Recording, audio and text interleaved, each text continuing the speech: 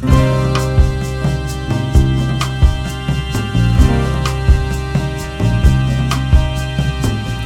buenas a todos y bienvenidos a un nuevo Rotten John.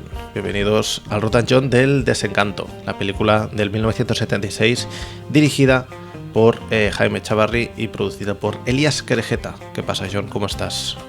¿Qué tal, Rafa? Ahora que dices Elías Querejeta, me viene a la cabeza que es que posiblemente, no sé, un 60% de las grandes películas de la historia de España están producidas por la misma persona, ¿eh? Es fuerte, ¿eh? Yo no sabía tanto de Querejeta, o sea, evidentemente sé que produjo películas importantes, pero no sabía por qué tenía tanto poder. Y con el Desencanto he estado bicheando entrevistas y tal y he entendido algunas cosas. Yo no sabía que tenía tanto contacto con las altas esferas políticas del país. Con todo el mundo, sí, pero es que... Perdón, que ando un poco acatarrado. Espero que disfruten los oyentes de Spotify, iVoox y... Sí, estos tiempos son muy malos.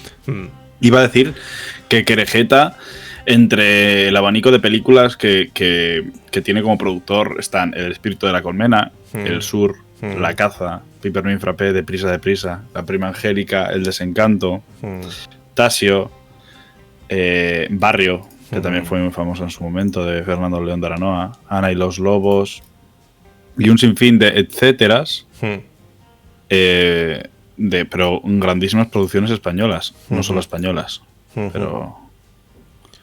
Un auténtico capo, Querejeta, que ahora comentaremos un poco sobre su importancia en el Desencanto, más allá de producir la película. Pero antes vamos a lanzarnos con la próxima votación de las próximas películas que, aviso a navegantes, falta muy poco para que se acabe esta quinta temporada.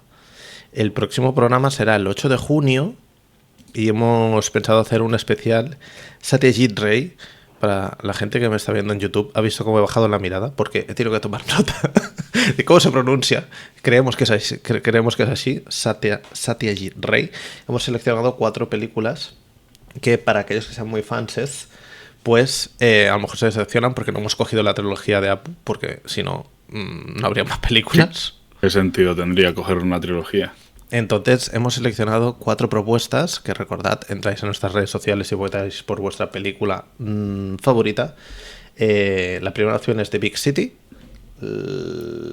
Correcto, The Big City, del mismo director. Todas las películas son del mismo director, entonces no habrá mucha más introducción. La segunda es Debbie, que yo creo que es la película, más allá de la trilogía, que he visto que se comenta más de este director. No sé si tú lo has llegado a ver o has visto alguna de este director, tú. Yo tengo varias, creo que tengo prácticamente toda la filmografía descargada de Satyajit Ray. Digo descargada porque es muy difícil de encontrar en muchas de las plataformas. Y algunas de las películas de las que podemos llegar a hablar la tengo en físico, como es Charulata, que todavía no la has comentado, pero... bueno, lo que sí vi es la trilogía de Apu y me parece un director muy interesante. Además de muy bueno, yo creo que todo el mérito y toda la importancia histórica que tiene en el cine la entiendo como justificada solamente viendo esas 3 películas. Pues también podremos ver, como decías tú, Charulata como tercera opción, o si no, The Hero. Eso ya lo decidirá en nuestro público, a ver cuál de estas 4 películas les interesa más, para que contemos un poco en la figura de este director y profundicemos aún más en una de sus pelis. The Big City, Debbie, Charulata o The Hero. Son las 4 opciones para el próximo Rotten John de, como decía, día 8 de junio. Contad que es el penúltimo. Así que poneos las pilas porque si no os quedáis sin poder escoger. Y volveremos probablemente, sí, con la 6ª temporada para seguir hablando de peliculitas, de las peliculitas que vosotros y vosotras queréis. En este caso de El Desencanto, como decíamos, 1976, escrita, claro, y dirigida por Jaime Echavarri. No sé si tú sabes mucho de dónde viene esta peli, pero a mí me ha fascinado bastante escuchar una entrevista a Jaime Echavarri en una de las presentaciones del Desencanto que hizo en Madrid en algún momento. Para quien no conozca de nada la película, vamos a desgranarla al 100%, evidentemente. Se centra en la familia Panero, Panero Blanc, a través de la muerte de Leopoldo Panero, que es el padre de la familia. La película arranca desde allí y se va desarrollando como una especie de árbol genealógico de una familia muy bien de la España franquista, de finales del franquismo, una familia muy adinerada y con mucha reputación y muy inteligentes y muy cultos, pero se van viendo un poco, pues eso, las grietas que hay en todas las familias.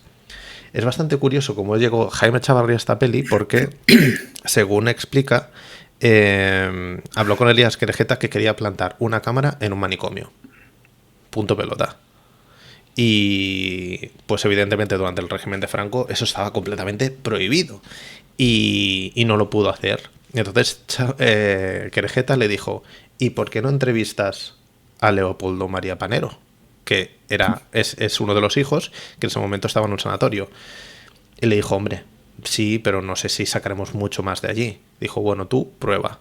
Y Leopoldo María, que Leopoldo a secas es el padre, Leopoldo María, el hijo, dijo que tararí, que él no quería historias de estas. Y fue fuertísimo porque Querejeta convenció a Chavarri para decirle que de todos modos hablara con Felicidad Blanc, con la mujer de Leopoldo y madre de los chicos. Y hablando con Felicidad, Chavarri dijo, coño, a lo mejor aquí hay algo. Y así empezó. No sabían si iba a ser un reportaje para la tele, si iba a ser un corto, y ha acabado siendo una de las pelis documentales, que según él no es un documental, que también estará bien comentarlo por aquí, es una de las pelis documentales a lo mejor más aplaudidas del cine español. Yo creo que junto a Guerín no me viene a la mente ningún, porque Guerín tiene muchísimos evidentemente, no me viene ningún documental que se hable tanto o que todo, al menos con nosotros ha interactuado todo Dios entusiasmado para que habláramos de esta peli. Sí, hay grandes documentales en España, considero. No voy a ponerme a nombrarlos porque es un poquito difícil algunas veces porque se me van a escapar algunos y no merece la pena, ¿no? Pero como has comentado tú, Guerín, recuerdo haber visto hace no mucho un documental muy interesante sobre una persona, este tipo de películas malditas que se llaman, ¿no? En España, sobre una persona que se dedicaba, bueno, trabajaba dentro de la morgue de un hospital universitario, al parecer, y era una persona muy particular, bueno. Pero El Desencanto creo que es un milagro de película por muchas cosas. Y entre ellas es que es una película que nace de un azar múltiple. Tal cual.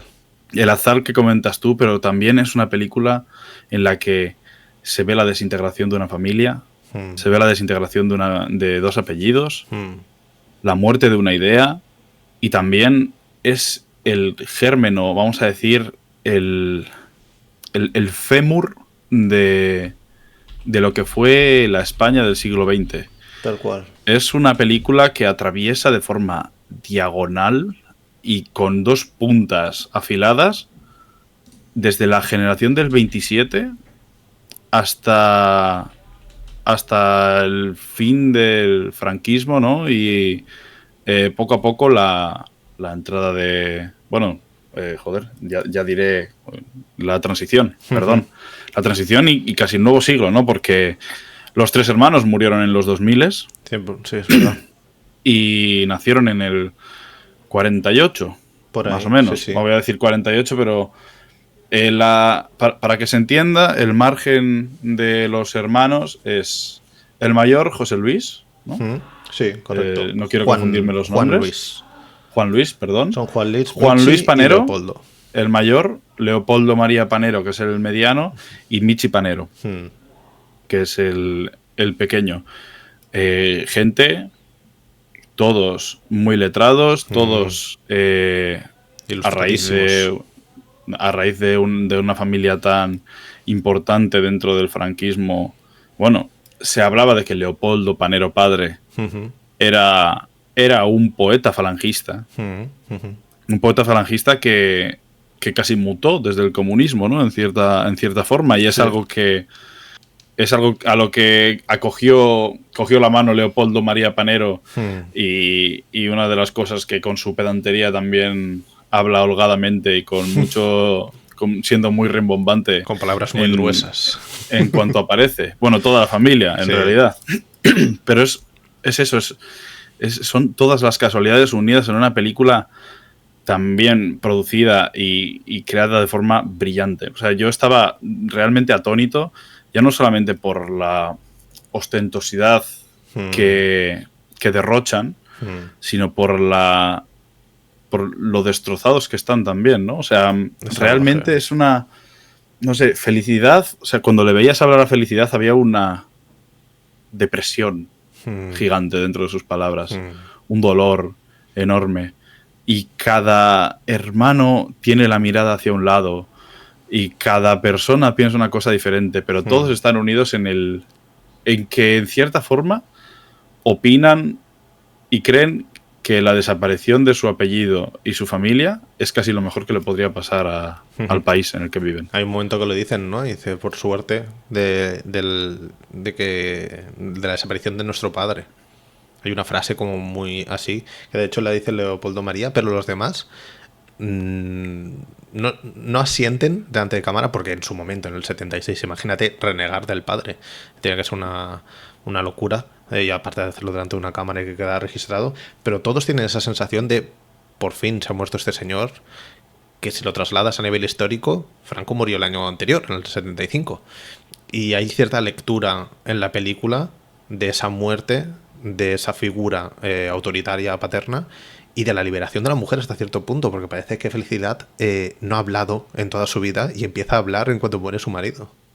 Felicidad es una persona interesantísima dentro de esto, porque los hijos comentan con airosa comodidad que ella, después de la muerte de Leopoldo, sí que estuvo en cierta forma ausente durante un tiempo, pero que rápidamente el hueco de Leopoldo lo cubrió Luis Rosales, uno de sus mejores amigos, de los mejores amigos de Leopoldo. Que Leopoldo, al ver cómo en cierta forma la familia y su vida no llegaba a ningún lugar, simplemente se guardaba y se escondía en sus amigos y en el alcohol. Y Felicidad era una persona, pues como muchas mujeres de esa época, escondidas tras el apellido y el nombre de alguien muy importante dentro del país, ¿no? Un complemento. Claro. Y verse también Felicidad después de eso como alguien libre, como alguien con una verdadera impronta y una importancia dentro de un apellido que ha pasado por encima del suyo, es muy interesante de ver. O sea, muy interesante de ver por cómo contrasta sobre todo con todos los hijos que tiene. Hay un momento en el que se comenta que me parece que Jaime Chávarri lo crea de forma brillante. Juan Luis y Leopoldo María se llevan a matar. De hecho, no salen juntos en la peli. Claro, después de cierta cosa que comentan que ocurrió y que fue como una ruptura a raíz de la muerte de su padre, no se llevan. Y la aparición de Juan Luis, que es el principio de la película, y la aparición de Leopoldo María rompen la película en casi dos narrativas diferentes, ¿no? Porque en ningún momento se juntan como tal. Así que, o sea, no solamente el montaje de Jaime Chávarri los separa, sino que realmente Jaime Chávarri separa completamente a Leopoldo María de toda su rama familiar, porque es como una persona radicalmente opuesta tanto en pensamientos como también en cuanto a que su pesar no existe de la misma forma que existe el pesar de los demás. Es alguien que vive de una autoridad y de un nombre propio. Y en cambio Michi es el que está como oscilando, ¿no? Entre su hermano mayor, entre Juan Luis, al que le da la razón en toda la primera parte, pero luego cuando vamos a la segunda parte en la que Leopoldo María es el protagonista de esa, que es cuando él habla de destruir el mito familiar, la historia esta épica, es cuando Michi también asiente. Sí, pero es que realmente Michi, al ser el hijo menor, también la persona que más joven murió de un cáncer a los 52 años, es la persona más apegada a su madre, porque es alguien que no ha podido superar la muerte de un padre que casi no ha estado, y de unos hermanos que después de tener que haber sido la autoridad o esa figura paternal dentro de la familia, al llevarse a matar no han existido dentro del núcleo vital de lo que significa la familia para ellos. Entonces, es una cosa abrupta, ¿no? Es casi inentendible que estas 4 personas, madre y 3 hijos, ni se hablen. O sea, a mí me parece sorprendente que dentro de todo el statu quo que moderaba en cierta forma la figura de Leopoldo Panero y que cayó sobre los hombros de toda esta familia, puedan prácticamente hablar entre ellos. Y te das cuenta de que realmente no pueden hablar entre ellos, solo pueden hablar a la cámara porque no se miran. Tal cual. De hecho, la película empieza... Hay que comentar también que la peli se ubica 12 años después de la muerte del padre, que murió en el 62. La peli arranca el rodaje en el 74. Se alarga hasta el 76 más o menos, porque mientras estaban montando, seguían rodando para ver lo que... De hecho, la figura de Leopoldo María comenta a Chavarri que aparece de la nada porque él no quería salir en la peli y de repente un día dijo, aparezco. Entonces, como que la fueron montando durante el camino, lo que decías tú, este milagro de una construcción que parece como mega pensada, parece una ficción hasta cierto punto, pero fue fruto de la casualidad. Pero lo que decías tú, la película ya empieza, es que es muy listo. Yo la he visto 2 veces del tirón, porque he dicho, me perdí tanto en la película que dije, necesito verla otra vez para hablar de algo, porque puse el desencanto, lo subrayé y no apunté nada la primera vez. Pero la película arranca con una foto de familia sin padre, directamente. O sea, es la madre y los 3 hijos. Y la primera imagen que sale del padre, que de hecho yo creo que físicamente no sale en la peli, es la de la estatua tapada. Y es la única que se mantiene, una estatua tapada. Exacto. Que comienza y finaliza la película. Y ahí Chavarri ya está separando como estos 2 universos. Yo quiero pensar que ahora no pasa tanto, pero la figura del padre dentro de la familia siempre es muy relevante. Y si hablamos del 70, de los años 70, pues evidentemente era mucho más poderosa y todo giraba alrededor del padre. Yo creo que la peli transmite mucho la dependencia de ser algo a través de la figura paterna. Y también la peli defiende mucho que eso no es así. Porque ves que esta gente, 12 años después de la muerte de su padre, siguen con el run run y al final los problemas que tienen los hermanos son problemas que tienen por el padre. Felicidad está así de libre porque ha estado bajo el yugo de su marido. La figura de Leopoldo es muy, muy, muy fuerte. Y parece que la dicotomía y el conflicto principal va a ser entre la figura de Leopoldo padre contra la figura de Leopoldo hijo, pero cuando acabas toda la película dices, esto es mucho más grande, y aparte si lo extrapolas eso al momento histórico. Por lo que tengo entendido, en su momento sí que se entendió así, o sea, era como un momento, era una película que era una metáfora histórica muy fuerte, pero a mí me sigue sorprendiendo que yo viéndola ahora en 2026, a lo mejor he recurrido a la metáfora histórica a partir de informarme e intuir yo algo, pero para mí es más una historia de una familia de fachada muy fuerte, tanto individual como colectivamente, que tiene sus grietas. Y eso de que los hermanos no se hablen durante tantos años y estas movidas pasan tantísimo. O sea, en todas las familias hay un tío que no se habla con otro tío porque se enfadaron en el 83 porque le robó la moto. Tonterías. Pero estos traumas familiares y estas incomunicaciones creo que las reduce muy bien Chavarri en la peli. A lo mejor a partir de, pues eso, de cosas que iba encontrando, pero tal como la monta, el tío es muy listo y ya con el inicio queda súper claro. Luego ya cuando ves las presentaciones de cada personaje, ves de qué pie calza cada uno también, ¿eh? Que a mí, la primera vez que la vi, tenía la sensación de que todo eran personajes. ¿No te parece increíble que los 4 puedan ser, pues eso, personajes, actores? Si me dijeran que esto es un mockumentary, me lo creería también. Sí, y además, como tú has comentado también, la grieta que supone dentro de casi que parezcan personajes todos estos, es una forma de acorazar la realidad en la que vives. no hay ni una persona en esta familia que sea ligeramente idiota. No.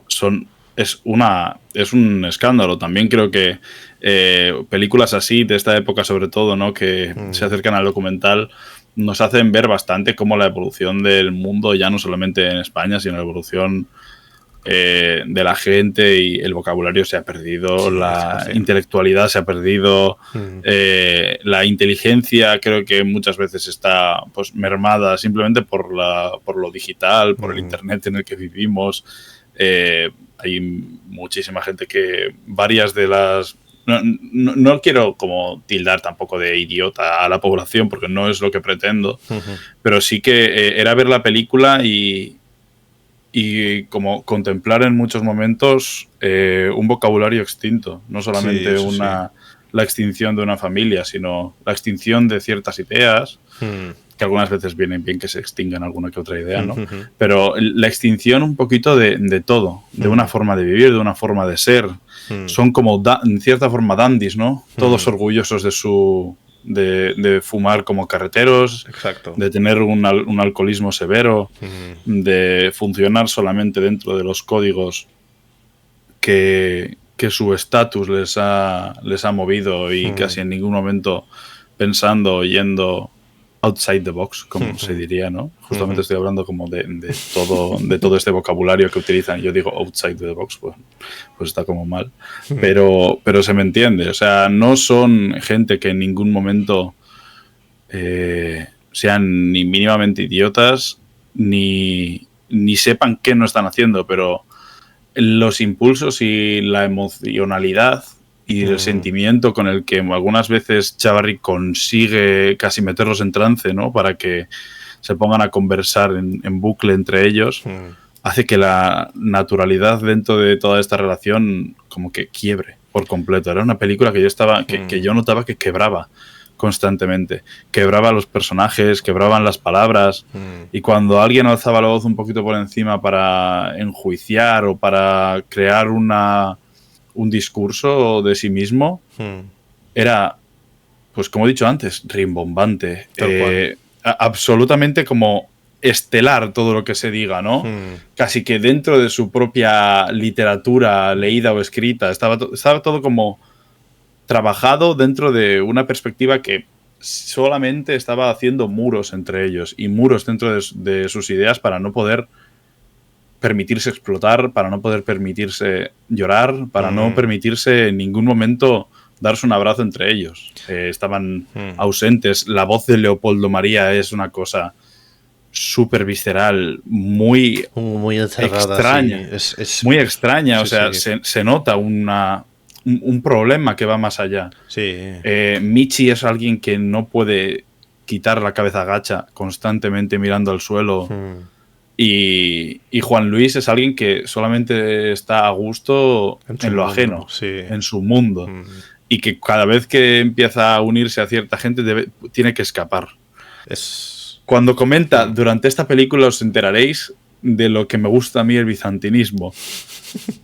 Es ser la persona más egoísta del mundo. Los fetiches. Esto no va de ti solamente. De hecho, ahí en Chavarri comentaba que Juan Luis le dijo: yo quiero hacer una película sobre mis fetiches.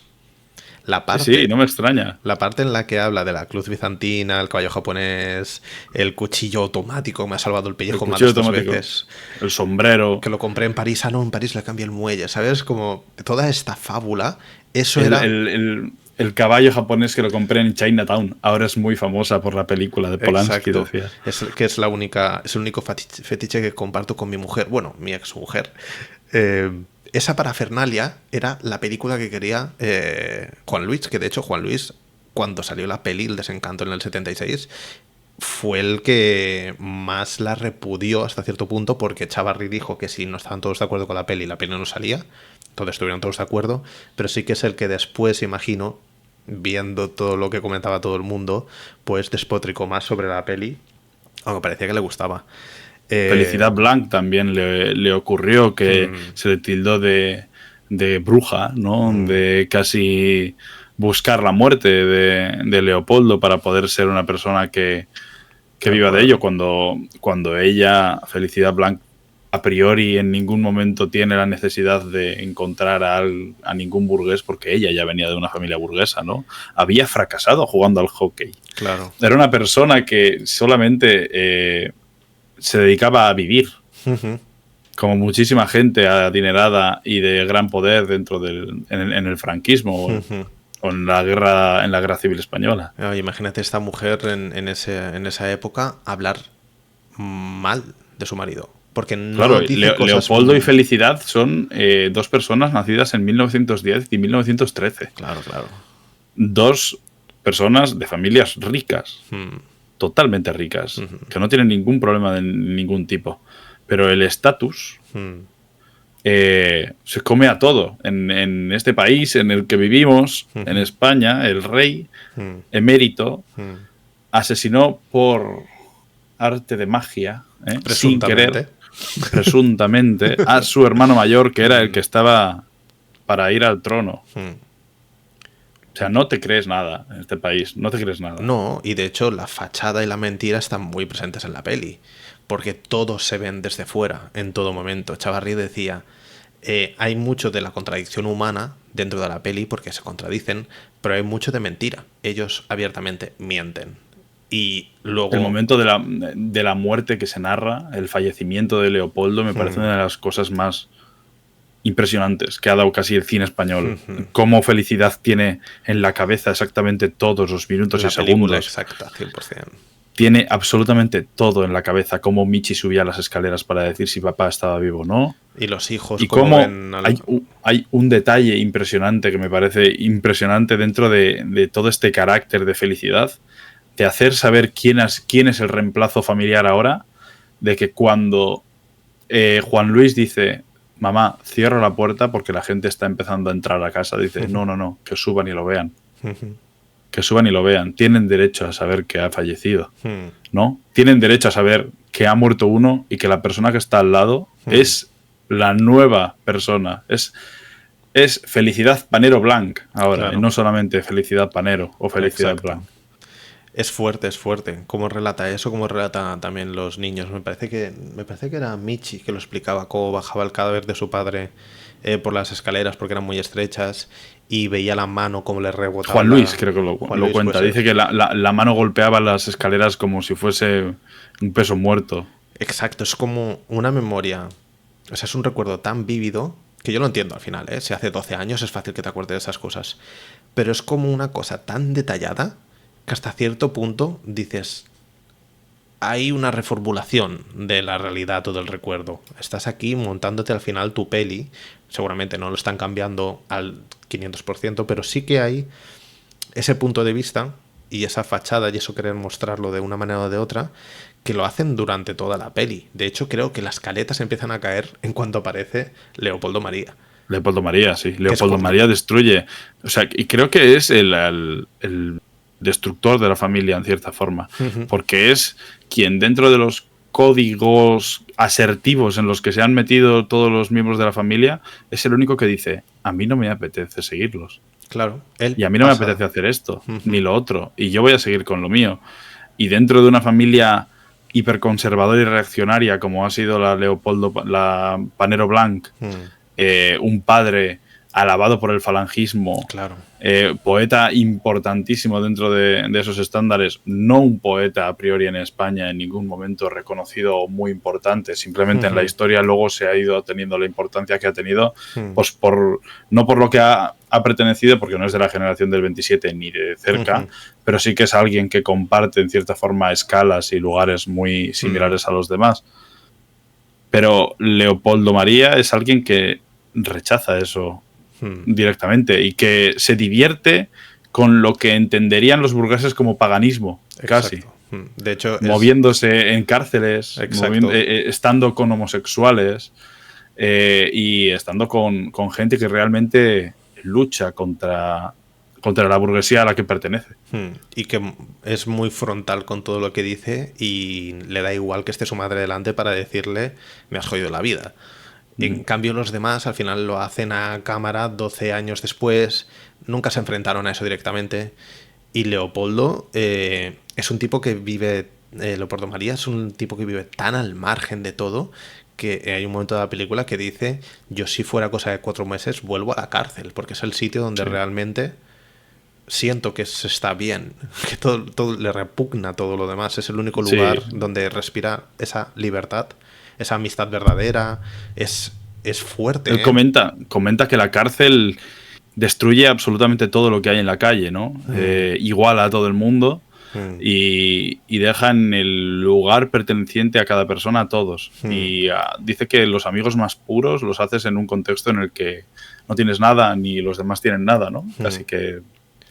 Y que comentaba que después en la calle ninguna de esas personas casi que te miraba, ¿no? Porque empezaba a volver a coger las escalas. El sistema vuelve a pervertirlo todo y a lo mejor esa situación seguramente de supervivencia y vulnerabilidad máxima que tiene la cárcel, cuando estás fuera y no la sufres, esa situación, pues cada uno, lo que decía él, ¿no? Pasas del colectivismo a lo mejor de la cárcel, que a lo mejor también habla de forma muy positiva, no sé si son así las cárceles, pero sí que seguramente el cooperativismo a lo mejor de la cárcel está muy alejado del mundo individualista en el que vivimos. Y es muy interesante la figura de Leopoldo I a nivel dramático. Chávarri insiste en que esta no es una película documental, que esto es una película, es una ficción, una estructura de ficción, una narrativa de ficción que bebe a partir de la realidad. Porque él explica que la estructura en la que Leopoldo María aparece en el minuto 50 de peli hace que esta película sea eso, una ficción, un documental ficcionado, o como le queramos llamar. Y su forma de escupir verdades es muy fuerte. Al principio de la peli me parece que Michi, cuando habla con su presentación de las carreras que ha hecho, de los trabajos que ha tenido, que ya se le ve que no ha hecho nunca nada, hay un momento que dice, ¿para qué mencionar lo que todos sabemos? Cuando habla con su madre. Y Leopoldo María está a las antípodas de eso también. Él menciona todo. Lo sepamos o no lo sepamos. Todos esos secretos familiares que están en todas las familias, todos esos mal rollos, los dice de forma muy explícita y... Hostia, entiendo que sea una peli que impacte tanto a la gente porque es tan honestamente brutal, sobre todo en su parte final, que si nos plantaran a nosotros una cámara, si nos hicieran un desencanto de nuestras familias, hay que tenerlos muy bien puestos para decir ciertas cosas ante cámara. Pero lo fuerte es que ves que eso es una realidad tan evidente en la familia que es imposible que desestructure las relaciones, ¿no? Porque las que hay de relaciones se mantienen igual. Y de hecho, yo las entrevistas que he visto a posteriori, ninguno de los hermanos habla mal de ellos. Más allá de lo que se dicen que es como la realidad de las relaciones. Claro, porque yo entiendo que también se querrán desde esas perspectivas, ¿no? Y creo que se entiende. Yo creo que mientras Juan Luis y Leopoldo María a priori en ningún momento volvieron a tener una relación mucho más allá, ¿no? Pero no dejan de ser en cierta forma familia. Y una familia que no se ha separado o agrietado por ellos, sino por el statu quo que se podía entender desde arriba, ¿no? Por Leopoldo Panero padre. Pero yo también entiendo que la relación fuera tan distante y estuvieran como tan en las antípodas, que son evidentemente hermanos de sangre, pero dicen, pues no puedo tener ninguna relación yo con este señor. Aunque saben que, de hecho Leopoldo lo dice, Leopoldo María, que él entiende las consecuencias de los contextos familiares y toda la movida, como habla de su madre, en plan, yo entiendo muchas cosas, pero creo también en la voluntad propia.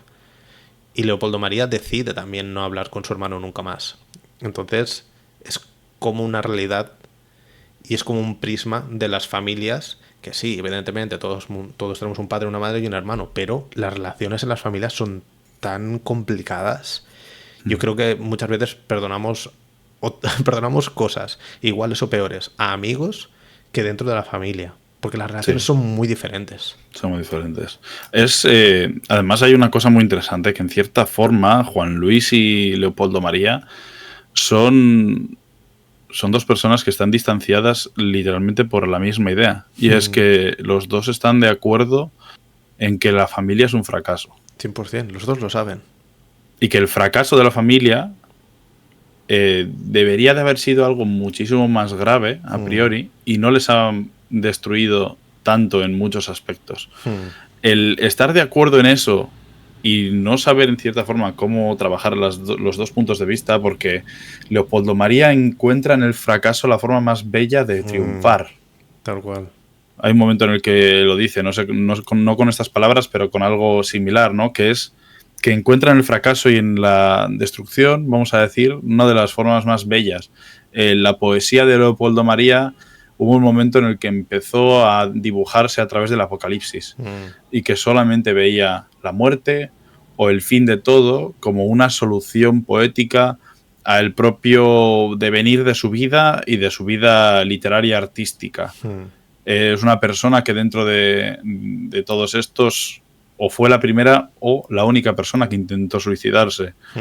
Al igual que Juan Luis está dolorido porque ese fracaso de la familia que tan asentado tenía, al ser un hermano mayor, se intuye que a él le ha dolido como un padre. De hecho, la desaparición de los lazos familiares. Y que él, por eso, es incapaz de vivir y moverse en Astorga o en Madrid. Y por eso necesita cada 5 meses o un año desaparecer del lugar en el que nació. Tal cual. De hecho, a Juan Luis lo que le pasa es que cuando muere su padre casi opta, ¿no? Bueno, todos dicen que todos tienen más o menos la figura del padre a partir de la muerte del padre, pero Juan Luis es el que se va con su madre al teatro. Juan Luis reemplaza directamente a su padre. Hay un momento que dice que la gente llegó a un momento que cuando no les conocían a ellos dos pensaban que Juan Luis era el gigoló de su madre. Y que es algo que en cierta forma le pone muy cachondo. El pensar en no el complejo edípico, sino como en la propia destrucción de ello mismo, ¿no? Tal cual. Que entiende que eso es realmente casi el lazo familiar más puro. De una forma muy retorcida. Sí, sí. Muy retorcida y grotesca. Pero ese reemplazo aparentemente familiar que casi siempre el hermano mayor, por gajes de la vida, pues se sitúa, hermano o hermana mayor casi siempre, ¿no? Y la entrada de Luis Rosales dentro de todo esto a Juan Luis lo distancia y lo deja en un lugar muy, muy hostil. Se siente muy traicionado. Porque, claro, empieza a ver cómo su madre muy rápidamente parece que olvida la figura de su padre. Y por mucho que Juan Luis, como comenta varias veces, haya estado a hostia limpia con su padre y que comenta que 6 meses antes de la muerte de su padre tuvo una de las broncas más grandes y brutales que pudo tener con él, no deja de quererlo y no deja de entender que después de su muerte el reemplazo natural es él, casi como en Hamlet, ¿no? Claro. Que en Hamlet muere el padre y entra el hermano del padre a ser marido de esa mujer. Le toca Claro, Luis Rosales entra en ese... Luis Rosales entra en ese lugar. Hamlet está...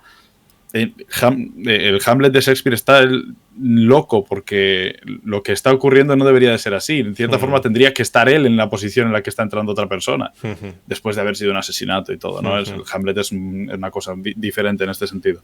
Pero a Juan Luis se le atisba eso. Se atisba que ha perdido su estatus como hermano mayor porque ha escalado a otro lugar y su madre no le ha dado el lugar para poder escalar a ese sitio. Y se lo ha dado a otra persona, que una persona que solamente está, por lo que dicen, 3 o 4 años dentro de la familia y que por avatares la mujer lo desecha. Y a mí, no sé cómo lo ves tú, pero Juan Luis ¿no te da la sensación que también es el hermano que está como más enajenado de todos? Michi está como ahí. De hecho, hay un momento que Leopoldo María dice que uno es un esquizofrénico, el otro es un paranoico y el otro padece de locura, que es él. El esquizofrénico es Juan Luis, el paranoico es Michi y él es el loco. Pero me da la sensación que a lo mejor es el que tiene el punto de vista como más vívido, ¿no? de lo que está diciendo y de lo que siente. Juan Luis vive en una película que es una cosa extrañísima. Chavarri comenta que al final de la peli ese traveling, que también habla del traveling como elemento ficción, dice es imposible que en un documental hagas un traveling y lo prepares. Es bastante interesante cómo él entiende el documental. En ese traveling dice Juan Luis me dijo que quería llevar mi chaqueta, la chaqueta que ya es la de Chavarri, y un sombrero que encontró por ahí Y dice, estaba en su movida, como cuando se levanta de esa especie de tumba y dispara a cámara. Y dispara a cámara. Me parece que es un tipo que... No sé el cuadro mental que habría en esa familia, probablemente todos tienen un poquito de algo, pero es el tipo que veo yo delante de la cámara menos creíble de todos, de lo que dice. Sí, tiene pinta de ser el más tramposo también, ¿no? Sí. Pero creo que es uno de los mecanismos de defensa que ha podido crearse él mismo por todas las circunstancias. Me parece uno de los personajes, no voy a decir más complejos porque me parece el más complejo y a la vez como más abierto es Leopoldo María. Michi es una persona que da mucha pena porque muy sinuoso, Michi. No sabes se le nota con una depresión enorme, siendo casi dependiente en cierta forma de su madre, pero intentando ser una persona por sí misma y con un peso tan grande encima de los hombros que es incapaz de avanzar, es incapaz de seguir estudiando una carrera, es incapaz de nada, ¿no? Y solamente le sale casi de forma innata el escribir y el poder sacar adelante pues el ingenio y la intelectualidad que tiene, pero no naciendo casi de algo que ha podido desarrollar. Ya, como porque los otros dos hermanos sí que han podido desarrollar algo. Hay algo muy interesante en cómo Jaime Chavarría enfoca la peli, cuando se habla demasiado bien del padre, o cuando ellos están en su mundo, en su película, y están como vendiendo su libro, los corta. Hay unos cortes en la peli tan secos que se ve muy claramente que dice, esto no me interesa. No quiero el corte de felicidad cuando está intentando recitar los poemas. Dice, tengo un poema muy vivido en la cabeza de Leopoldo y se pone a narrarlo y dice, no, así no es. Y hace así con la mano y corta directamente. Y corta al instante. Esos cortes están muy bien metidos porque luego cuando se dicen las cosas más gruesas, ahí se respira mucho más. Ahí no mete el corte o ahí mete el contraplano y las escenas se dilatan mucho más. Me parece súper interesante cómo está montada la peli y cómo contrastan mucho los momentos en los que se ve esa fachada, ese querer ser, ese querer aparentar de los personajes, con cuando se dicen verdades. Cuando se dicen verdades me da la sensación que se estira el tiempo mucho más. Y bueno, hay una cosa muy... que está por ahí dando vueltas, que hasta el final de la peli se repite en el caso de la madre, que es el tema del alcoholismo. Que yo no sé si era tan fácil hablar de este tema también en los años 70, de cómo pimplaba toda la santa familia, porque Leopoldo María, hay un momento de la peli que dice, hasta mi madre era alcohólica, todos son alcohólicos.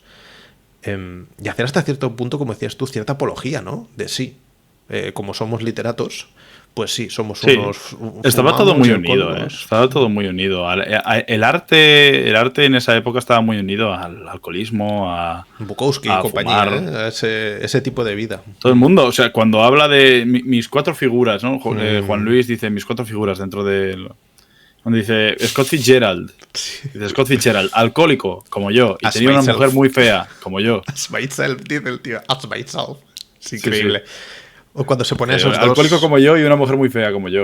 Y cuando se pone Leopoldo María también. Leopoldo María también lo dice abiertamente. Sí, y dice que.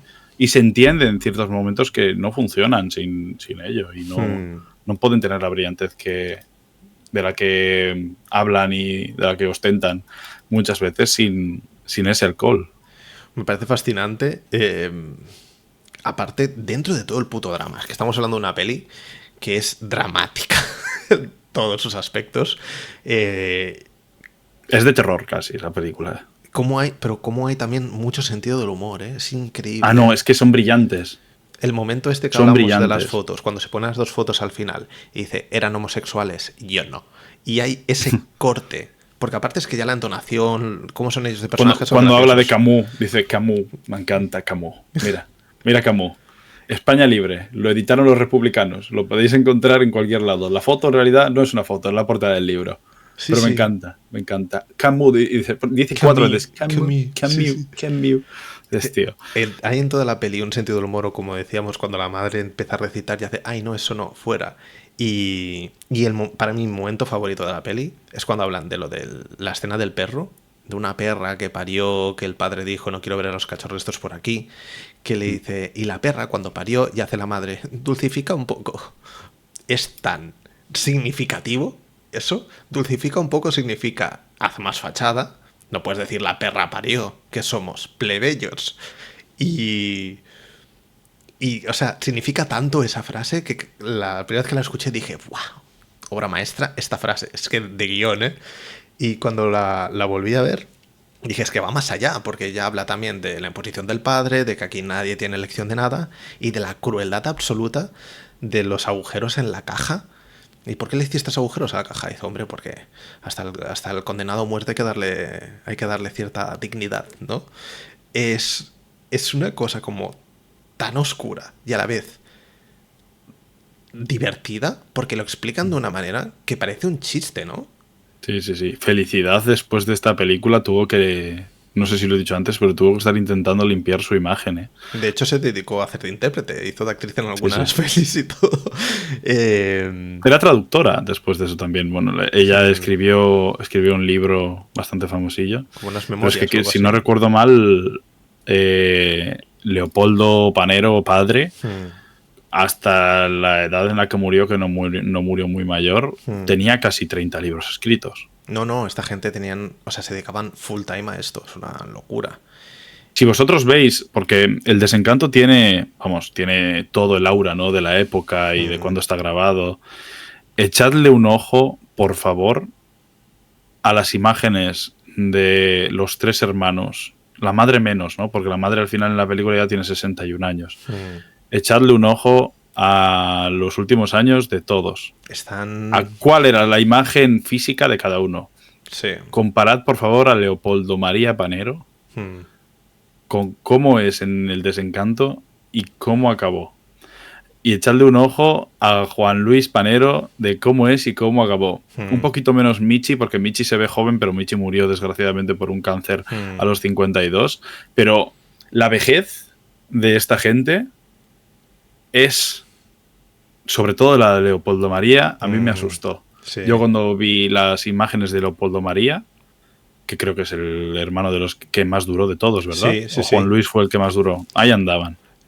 Aparte hizo muchas entrevistas desde los sanatorios, se habló mucho de su poesía y hay mucho material que podéis encontrar en internet. La imagen, la cara, la mirada de Leopoldo María Panero es casi mirada de las 1000 yardas. Sí. Es una cosa absolutamente perturbadora, ¿eh? O sea, echadle un ojo, porque creo que os vais a quedar realmente rotos. Y es muy interesante ver cómo a partir de la entrada en el minuto 50 de Leopoldo María, aunque es el bloque más dramático, más directo, más visceral y con menos fachada, es en el que hay más sonrisas, ¿te das cuenta? Es fuertísimo, hay más sonrisas, hay más risa, hay más naturalidad, y es el momento en el que Leopoldo explica su historia, en la que se reprende a la madre de forma directa, y es el momento en el que yo veo más a la familia como es realmente. Y lo que decías tú, sí que cuando lo ves mayor es como más evidente la imagen, pero es que me da la sensación que en ese momento ya Leopoldo María estaba muerto, en vida. Sí, Leopoldo María, ya en la grabación del Desencanto se le intuye una persona desequilibrada y una persona que creo que, o sea, su propia mente le ha sobrepasado. O sea, creo que todo le ha sobrepasado, el mundo le ha sobrepasado tanto, y eso que parece una persona absolutamente brillante, pero creo que una gran parte de su vida se le trató como poeta maldito y ha estado una gran parte de su vida dentro de sanatorios mentales y psiquiátricos. No sé si los últimos años de su vida los vivió dentro de psiquiátrico en Canarias, en Las Palmas. Sí. Pero luego la persona que habla de no sé, a lo mejor esa locura o ese desequilibrio mental es el que hace que sea más claro y más transparente, porque él habla directamente... Muchas veces. La locura no tiene que ver tampoco... Y no creo que su locura venga... Bueno, no sé. Aquí sí que no puedo ponerme yo a juzgar locuras de dónde vienen o de dónde no, pero sería muy interesante poder llegar a investigar algo más yo igual personalmente también me pongo a investigar un poquito más sobre la figura de Leopoldo María, porque es muy fascinante. Me parece algo además de fascinante, me parece una figura muy importante para poder entender la historia de España y cómo afectó a alguien que vivió absolutamente todo, el mundo en el que vivía, desde las grandes élites y sin tener escalones a los que llegar, ¿no? Es interesante, evidentemente, ver la guerra civil desde los ojos de la gente que más sufrió, de la gente que tuvo que estar escondido en trincheras o mil cosas. Pero también ver la enajenación absoluta de alguien que podría ser una figura capital de la nueva España, ¿no? Y de el nuevo entendimiento de la literatura o la poesía española por la envergadura que ha tenido su familia y la que tuvo su padre dentro de todo. No sé, me parece como fascinantes. Para que penséis un poquito, la imagen física de Leopoldo María Panero es alguien que podría estar tranquilamente en Titicut Follies, de Frederick Wiseman. Tal cual. Y aparte, también de las cosas más locas o más fascinantes para mí es que este tipo tenía una base en la que podía vivir muy tranquilo. Una familia muy benestante. O sea, que realmente llegar a ese nivel de decir, rehuyo de todo esto... Y que tenía la brillantez de él. Claro. Es de tener unas convicciones y de ver el mundo desde un punto de vista tan claro y tan cristalino que asusta un poco. ¿No? Es como... si Esto no es como lo que siempre se dice de teorías de conspiración, ¿no? De el que lo sabe todo, lo mejor es callarlo. Claro. Porque parece que cuando lo verbalizas dices, es que nada tiene sentido, ¿no? Da la sensación que Leopoldo María, yo al menos las dos poesías que he leído en estos 2 días para ver de qué pie calzaba, se le veía un tipo bastante nihilista, bastante oscuro, no le gustaba mucho la vida, me daba la sensación, pero a la vez de lo que decías tú, ¿no? Como que de esos fangos acabó extrayendo algo muy potente y muy bonito. Y es muy salvaje verlo en la peli, diciendo directamente, yo tengo un padre brutal y una madre cobarde. Como que sus palabras parece que tienen mucho más peso, ¿no? Que si las dice Juan Luis o sí, si las dice Michi. La convicción es diferente. Y la mirada es muy diferente. Y es de las únicas personas dentro de la película que tiene tan cerca la cámara. Es verdad. Leopoldo María Panero es la única persona que tiene la cámara en primer plano. Tal cual. A Michi Panero, además de guardarle cierta distancia por no una congoja, sino un respeto hacia él, no porque se entiende como que le abruma mucho la situación. Sí. Hay un detalle muy bonito, que es que Jaime Chavarri hace un traveling hacia atrás cuando al final de la película Michi Panero está diciendo, bueno, me voy a hacer unos teses para ver si podemos tener una descendencia, pero lo más seguro es que la familia Panero Blanca acabe aquí. Y que esto sea el fin de el exterminio, en cierta forma, de una raza, de una idea y de un apellido, de una familia. Tal cual es. Y Juan Luis siempre está a una distancia media, pero Leopoldo María hay momentos en los que no le entra ni el pelo en la pantalla. Claro, muy corto. Inunda la imagen, literalmente. Y ya hacia el final, pues poca cosa más. Llegamos yo creo que es el momento más subrayado de la peli, cuando hablan de para estar desencantado hay que estar previamente encantado o ilusionado, y eso le dice Michi, que dices, hostia, entiendo perfectamente por qué este personaje está en esta historia, ¿sabes? A nivel guión. Y me parece fascinante, tío, fascinante que esta peli tenga esta estructura con estos personajes, que cada uno tenga su aportación. Me parece un puto milagro que todo esto sea una recopilación de material, de entrevistas. Es una peli que es un talking head, ¿eh? Es una peli que arranca a partir de entrevistas. Y yo no he visto una peli como tan redonda a nivel de guión. Me parece que tenían que poner El Desencanto como ejemplo de guión por encima de Matrix, que es lo que se hace en todas las escuelas. Porque me parece de una genialidad llegar a este empaque. Queda perfecto. Acaba con esa frase, vamos al epitafio, volvemos a ver la figura del padre detrás de esa lona y esas cuerdas, y pa' tu casa, tío. Me parece una cosa salvaje, y en 90 minutos, ¿no? Y en 90 minutos te repasa uno de una de las cosas más importantes de todo el siglo XX en España. Dentro de una familia te ha narrado casi todas las vertientes es una locura, y los sufrimientos que ha vivido el país desde una perspectiva elitista. Tal cual. Y de dandy, prácticamente.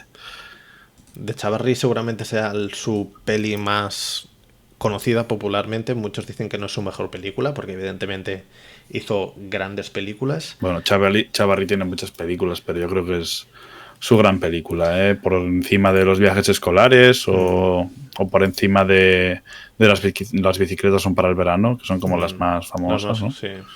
De hecho, Chavarri es fuertísimo porque explica que cuando hizo esta peli fue porque conoció a Querejeta, porque él estaba trabajando en el espíritu de la colmena. Estaba haciendo algo de un rol técnico, no me acuerdo. O sea que es un tipo que además de director ha estado como en producciones grandes a nivel estatal. Y yo en la entrevista esta que le escuché estaba contento del desencanto, porque Chavarri me parece que ya murió. No sé si está muerto, Chavarri. Acabas de matar a Jaime Chavarri. Eso parece. Estaba muy contento con el desencanto, pero como que él se reconcilió, sigue vivo, por cierto, se reconcilió con la película. Parece que el paso del tiempo ha hecho que conecte mucho más con la peli y no sé, me parece una locura. Mira, sí, director artístico en El espíritu de la colmena de Víctor Erice y Nana y los lobos de Carlos Saura, quiero decir. Claro. Heavy metal, ¿eh? Historia de España, este buen hombre también. Y hizo guiones con Zulueta. Y básicamente esto es el desencanto. Me parece que hemos hecho como un repaso un poco general de lo que sucede en la peli, también lo que va un poco más allá a partir de estas entrevistas. Es fácil obsesionarse con esta peli, ¿eh? Es fácil. Sí. Caer en este... Creo que la película tiene absolutamente todo para poder empezar a investigar o profundizar en la historia convulsa de este país. Tal cual. Para los que les interese, años después, en el 1999, Ricardo Franco hizo una segunda parte, entre muchas comillas, del desencanto, porque viene después del desencanto, pero no es una segunda parte. Después de tantos años, es otra película en la que se tratan los años después de la familia Panero, tras la muerte de Felicidad Blanc, que eso a lo mejor también sería muy interesante ver cómo los hijos hablan sobre lo que vivieron también cuando ya su madre no está presente, porque lo fuerte del desencanto me da la sensación es, primero, hablar de esto cuando el padre no está, y segundo, hablar de esto cuando la madre sigue viva y cuando le dicen las cosas directamente a la cara. Sí, lo que pasa es que el nacimiento de este tipo de documentales, segunda parte, películas que nacen un poquito de una idea que germina en la anterior, es que están tan atadas siempre a los discursos que se han visto y se han escuchado en la otra película que es casi muy difícil para un director poder sacar algo nuevo o hacer que surjan las cosas de forma natural fuera parte de los discursos que se hayan dado en la película anterior. Entonces, sí. igual es un documental brillante y me interesa verlo simplemente porque El desencanto me parece ya no solamente una de las mejores películas que he visto este año, sino una de las mejores películas que he visto, no sé, podría decir nunca, pero por importancia es algo inconmensurable. Yo creo que sí que puede ser interesante para completar un poco esa mirada, porque lo que decías tú, sí que es verdad que a lo mejor las comparativas son odiosas y es fácil caer en ello cuando estás viendo estas segundas partes, pero por ejemplo en el caso de Josh Oppenheimer, con La mirada del silencio y The Act of Killing, que son como películas también que están ligeramente no, están muy muy conectadas. Sí, lo que pasa es que en lo que hace Oppenheimer ahí es fijarse en algo muy concreto y luego abrir las miras de eso, ¿no? Por eso también La mirada del silencio es tan interesante dentro de esta obra. Es como decir, para poner un ejemplo futbolístico, ¿vale? No es lo mismo hacer una película sobre el Barça de Guardiola que luego ir y coger a Messi o a Guardiola sacarlo y hacer una entrevista o hacer alguna película a él sobre los casos concretos que hayan vivido. Sí que es verdad, es ligeramente diferente. Pero ahí lo tenéis, si os interesa más de la familia Panero. Aparte tenéis un montón, como decíamos, de entrevistas de Leopoldo María Panero. Y bueno, y muchas cosas para leer de todos ellos. O sea, 100%. De Leopoldo María, de Juan Luis y de Michi tenéis muchas cosas para leer. Ya no solamente por el nacimiento del documental, sino por la importancia que han tenido, sí, claro. Como hemos dicho, en España. Si os interesa la poesía, y os interesa la poesía bien dura, el heavy metal en la poesía, yo creo que sobre todo la de Leopoldo María es súper fascinante. Yo no lo conocía en absoluto, pero las 2 o 3 que he leído, la verdad que no son para leerlas cada día, porque a lo mejor te dejan un poco cao.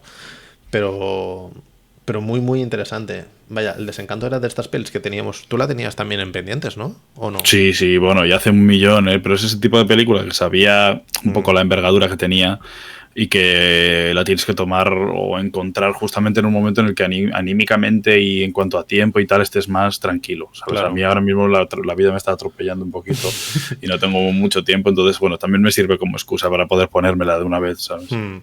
Yo también la tenía en la watchlist, seguramente en alguna clase de documental se nos comentó, vi alguna escena, me sonaba la escena del inicio en la que los hermanos Michi y Juan Luis se chafan entre ellos, que hablan como enajenados, uno mirando a no sé dónde, el otro mirando a la cámara. Me acordaba de esa escena, pero la verdad que ha sido un completo maraville ver El Desencanto. A mí me ha flipado. Y pues eso, muchas gracias a todo el mundo que ha votado, que siempre es un gustazo lo que nos recomendáis. Vamos a pasar, si te parece, a las 4 películas que teníamos para el próximo programa. Estamos hablando del día 20 no. Estamos hablando del día 8 de junio, que estaremos charlando sobre el buen Satyajit Ray aquí en mi chuleta. Traemos 4 propuestas, como ya sabéis, vosotros entráis en nuestras redes sociales, votáis por vuestra peli favorita y ahí estaremos hablando de The Big City, de Debbie, de Charulata o de Hero. Tenéis las 4 opciones, votáis por vuestra película favorita y nosotros en un par de semanas estamos aquí pegando la turra en el penúltimo episodio de la 5ª temporada de Rodan John, que se dice rápido.